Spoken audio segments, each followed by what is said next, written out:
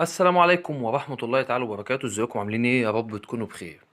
النهارده الحلقة بتاعتنا هنتكلم عن قناة الكويت الرياضية اللي هتذيع مباراة منتخب مصر وبلجيكا النهارده الساعة 5. طبعا احنا هنتعلم ننزل تردد ازاي وهقول لكم على التردد هو كام. بس الميزة اللي بتميز قناة الكويت الرياضية إن التردد بتاعها قوي شوية عن قناة أبو ظبي الرياضية، لأن معظم الناس الفترة اللي فاتت بتشتكي من ضعف التردد بتاع قناة أبو ظبي الرياضية.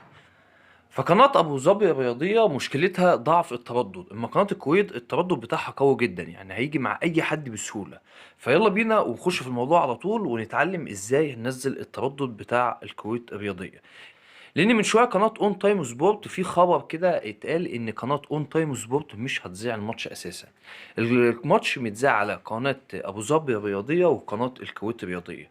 فطبعا احنا هننزل التردد دلوقتي مع بعض ونشوف التردد كام ونتعلم ونشوف. هنخش على المعالج الجي اكس ونتعلم ننزل من عليه التردد، وبرضه هوريكم ان ازاي ننزل التردد مع صفر السان بلس. يلا بينا يلا بينا.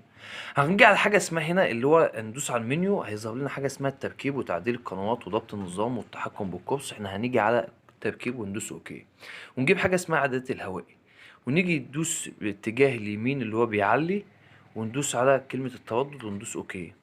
هنيجي هنا تحت على الزرار الاخضر، في حاجه تحت هناك هنا اسمها اضافه. هندوس اضافه كده 11 0 5 4، وننزل تحت هنا هنسيبه رأسي اللي هو في يا جماعة، رأسي في، واللي هو الأفقي اللي هو الاتش، بس هو هنسيبه رأسي اللي هو الفي. وننزل تحت نعمل بحث تردد. طبعا هو بيقول لي التردد موجود عندك، بس احنا هنعمل بحث تاني. هو بيقول لك البحث عن القنوات المجانية فقط، هقول له نعم. حاسب وانا اقول لا لا. طبعا كده هو المفروض ان هو يبحث عن قناة الكويت الرياضية، والقناة كده تنزل بسهولة عندك جدا.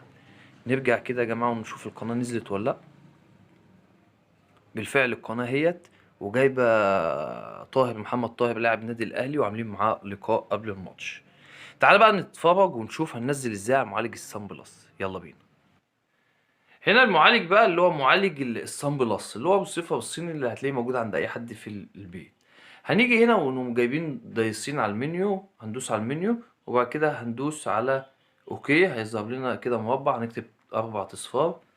هيقول لك ضبط هوائي قائمة الأقمار، هنجيب قائمة الترددات وندوس اوكي.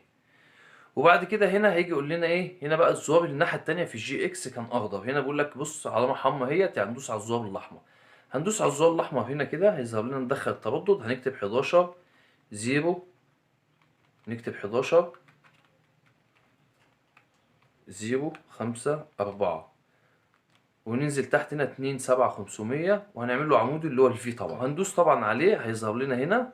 هنيجي بقى ندوس على البحث اللي هو بالزرار الاخضر، هيقول لي جميع القنوات، هقول له لا المجانيه فقط عشان ما ننزلش اي قنوات تانية، وندوس اوكي عادي. كده هو بيبحث عن قناه الكويت الرياضيه اللي هتذيع ماتش النهارده.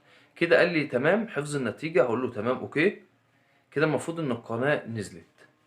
هنستنى لحظه ونرجع. وبكده قناه الكويت الرياضيه كده اشتغلت عندي على الرصيف. يا رب يعجبكم الفيديو.